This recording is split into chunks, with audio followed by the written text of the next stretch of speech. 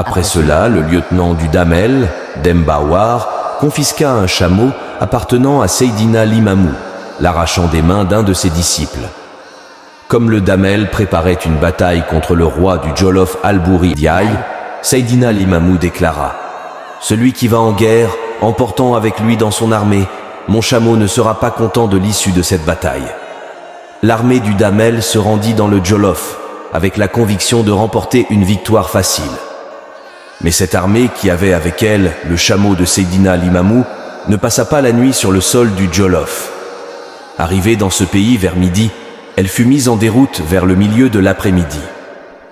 Les soldats du Damel ne surent pas que le chameau qu'ils avaient pris avec eux était la cause de leur défaite.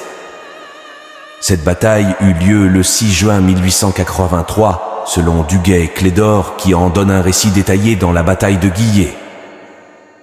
Il affirme que cette bataille n'a pas duré plus de 2 heures et demie, à la page 33 de son livre « Essai sur l'histoire du Sénégal », où se trouve le récit de cette bataille.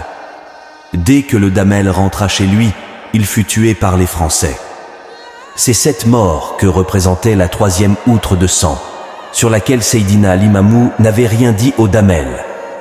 Après la défaite de l'armée du Damel et son retour au Cayor, Seydina Limamou envoya 2 de ses disciples, Diaga Sek et Momar Diagne, auprès de Albouri Diaye. Celui-ci offrit un chameau meilleur que celui saisi par Demba War, car il fut heureux de recevoir les émissaires de Seydina Limamou. Parmi les miracles que réalisait Seydina Limamou, il faut compter celui-ci. Chaque fois qu'il voulait, il ordonnait à une personne, homme ou femme, ne sachant ni lire ni écrire, de parler, et elle se mettait à nous raconter des événements historiques anciens et récents, de façon claire et conforme à la relation que les livres saints donnent de ces événements, où au lieu de récit elle débite un sermon. Puis lorsqu'il ordonnait à la personne de se taire, elle retombait dans l'ignorance.